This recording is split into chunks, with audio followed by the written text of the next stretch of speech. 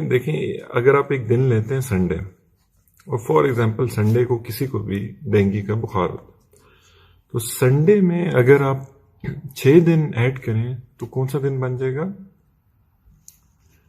Saturday.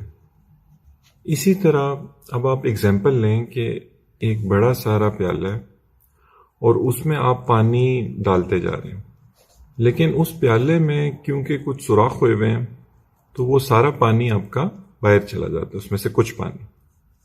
تو dengue بخار میں بھی یہی ہوتا ہے۔ یہ ڈینگی بخار ایک وائرل بیماری ہے، یہ ایک وائرس کاز کرتا ہے، جس میں آپ کی جو خون کی نالیاں ہیں اس میں چھوٹے چھوٹے چھوٹے سوراخ ہونا شروع ہو جاتے ہیں۔ جب یہ چھوٹے چھوٹے سوراخ ہونا شروع ہو جاتے ہیں آپ کی خون کی نالیوں میں، تو ان میں سے سب سے پہلے جو چیز باہر آنا شروع ہوتی ہے وہ خون کا سب سے چھوٹا حصہ ہوتا ہے۔ تو وہ کیا ہوتا ہے؟ پلیٹلیٹس۔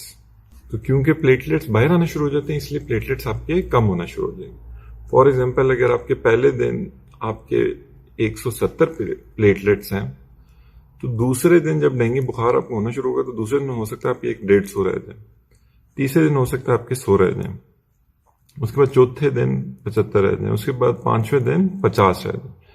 لیکن جب چھٹا دن آئے گا تو یہ آپ کے پلیٹلیٹس چھٹے دن کے بعد، ڈینگی کیونکہ وائرل ڈیزیز ہے تو یہ سیلف لمیٹنگ ہے۔ یہ سیلف لمیٹنگ کا مطلب ہوتا ہے خود بخود ٹھیک ہونا شروع ہو جاتا ہے۔ تو چھٹے دن کے بعد دوبارہ آپ کے پلیٹلیٹس بڑھنا شروع ہو جاتے ہیں۔ لیکن کیونکہ لوگ اس دوران کوئی پتے کھا رہا ہوتا ہے، کوئی کچھ کھا رہا ہوتا ہے، ٹوٹکے کھا رہے ہوتے ہیں، تو ان کو یہ لگتا ہے کہ شاید یہ پتے کھانے سے یا ان ٹوٹکوں سے یہ پلیٹلیٹس بڑھ رہے ہیں، جبکہ ایسی بات نہیں ہے۔ ڈینگی کے بخار ہونے کے چھٹے دن وہ خود بخود بہتری کی طرف پیشنٹ مائل ہونا شروع ہو جاتا ہے۔ اچھا، اب دیکھیں اگر خون کی نالی میں سوراخ ہو رہے ہیں چھوٹے چھوٹے، اور سب سے خون کا چھوٹا کلیہ جو ان سے تھا پلیٹلیٹس، وہ تو باہر آ گئے، ساتھ کیا چیز باہر آنا شروع ہو جائے گی؟ ساتھ آپ کی باہر آنا شروع ہو جائے گی واٹر یا پانی۔ اب لوگ کیا کرتے ہیں کہ لوگ اپنا تمام فوکس رکھ دیتے ہیں پلیٹلیٹس پہ، جبکہ اصل جو آپ کا فوکس ہونا چاہیے وہ ہونا چاہیے واٹر پہ، کیونکہ یہ سب سے ڈینجرس چیز ہے۔ دیکھیں اگر آپ کے پلیٹلیٹس خون میں کم ہو بھی جائیں نا تو اس سے کوئی فرق اس طرح نہیں پڑ رہا ہوگا کہ آپ کے جسم پورے میں کہیں پہ بھی خون نہیں نکل رہا، تو یہ ان کی کمی آپ کو کوئی کسی طرح تنگ نہیں کرے گی۔ لیکن اگر آپ کا پانی، کیونکہ وہ جب باہر آنا شروع ہوگا اور آپ ڈی ہائیڈریشن میں چلے جائیں گے، تو اب کیا ہوگا کہ آپ کے پورے جسم میں چھوٹے چھوٹے السرز بننا شروع ہو جائیں گے، اور اب کیونکہ وہ السرز بنیں گے تو تب پلیٹلیٹس کم ہونے کی وجہ سے بہت زیادہ بلیڈنگ ہوگی۔ اب اس کے بعد جو اگلا چیز جو ہمیں سمجھنی چاہیے اس میں، وہ یہ ہے کہ دیکھیں اگر ایک خون کی نالی ہے اور اس میں سے پلیٹلیٹس باہر آ رہے ہیں اور پانی باہر آ رہا ہے، تو اس کو ہم کس طرح مانیٹر کریں گے؟ پلیٹلیٹس کا تو آپ کو پتہ ہے کہ آپ سمپل اس میں بلڈ سی پی کرا لیں گے، لیکن جو آپ کا پانی باہر آ رہا ہے اس کو آپ کس طرح مانیٹر کریں گے؟ اس میں سب سے پہلے آپ اس کا بلڈ پریشر دیکھتے رہیں گے پیشنٹ کا، کہ وہ تو نہیں، اس میں تو نہیں فلکچویشنز آ رہی، وہ ایک اسٹیٹ آف شاک میں تو نہیں جا رہا۔ پھر آپ سائنز آف ڈی ہائیڈریشن دیکھیں گے پیشنٹ پہ، کہ پیشنٹ کسی طرح بھی سائنز آف ڈی ہائیڈریشن میں تو نہیں جا رہا۔ اس میں one of the biggest signs is urination, کہ اگر پیشنٹ پیشاب کرتا رہ رہا ہے تو تب اس کا مطلب ہے کہ پیشنٹ کی باڈی ٹھیک ہے، وہ ابھی تک اس طرح ڈی ہائیڈریٹ نہیں ہوئی۔ ڈینجر سائن تب ہوگا کہ اگر اس کی یورینیشن اس کو آنا بند ہو جائے، یا اس کا کلر جو سا ہے وہ بہت ڈارک ہو جائے، اور خاص طور پہ اگر وہ بند ہو جائے تو یہ ایک بہت بڑا ڈینجر سائن ہوگا۔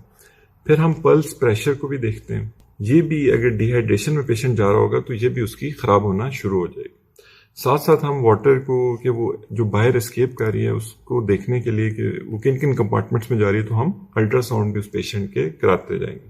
اب ڈینگی کا ایک ہی ٹیسٹ ہے جو ڈینگی اسپیسیفک ٹیسٹ ہے، DS1 جسے آپ کہتے ہیں، یہ اب پہلے دن سے ڈینگی کے پازیٹیو ہو جاتا ہے، اور یہی سب سے یوزفل ٹیسٹ ہے، کیونکہ باقی تمام ٹیسٹ ڈینگی ہونے کے کچھ عرصے بعد پازیٹیو ہوتے ہیں۔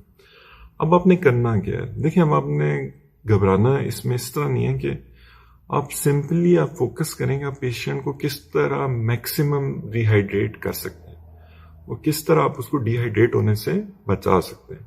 یہ آپ کا سب سے امپورٹنٹ پوائنٹ ہے، کیونکہ اگر آپ اس کو ڈی ہائیڈریٹ نہیں ہونے دیں گے تو اس کو السر نہیں بنیں گے، السر نہیں بنیں گے تو اس کے بلیڈنگ پوائنٹس نہیں ہونا شروع ہو جائیں گے، اور اگر اس کی بلیڈنگ نہیں شروع ہو جائے گی پورے باڈی میں، تب یہ جو پلیٹلیٹس کم ہو بھی رہے ہیں اس سے کچھ مسئلہ نہیں ہوگا۔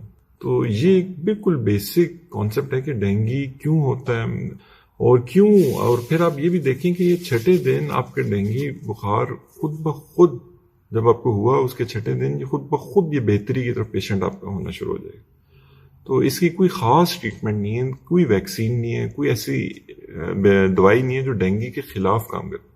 ہم نے بس صرف پیشنٹ کا جو واٹر لیول ہے, جو اس کی ہائیڈریشن لیول ہے, اس کو مانیٹر کرتے رہنا ہے کہ وہ اس کا کمپلیٹلی ٹھیک رہے. اگر آپ کو یہ ویڈیو اچھی لگی ہے تو اس کو پلیز شیئر ضرور کیجیے گا تاکہ آج کل ڈینگی بہت زیادہ پھیلا ہو, لوگوں کو پتہ ہو کہ یہ ڈینگی ہوتا کیوں ہے, اور یہ کہ اس میں ایک بہت زیادہ خوف و ہراس کی ہوا بھی ہے. تو وہ بھی لوگوں کو جب آئیڈیا ہوگا کہ یہ ہوتا کیوں ہے تو وہ اس کو اچھی طرح مینیج کر سکتے ہیں اس پیشنٹ کو. باقی آپ نے یہ اپنے ذہن میں رکھنا ہے کہ اگر ڈینگی آپ کو ہوتا ہے تو آپ نے ایک ڈاکٹرز اور ایکسپرٹ اوپینین لینی ہے جا کے, تاکہ آپ کو وہ جو مینجمنٹ بتائیں پھر آپ نے اس کے مطابق اس کو فالو کرتے رہیں. تو اگر آپ کو ویڈیو اچھی لگی تو آپ پلیز ہمارے جو یوٹیوب چینل ہے اس کو بھی ضرور سبسکرائب کیجیے گا تاکہ ہم اس طرح کی اور یوزفل ویڈیوز آپ کے لیے بنا سکیں. Thank you.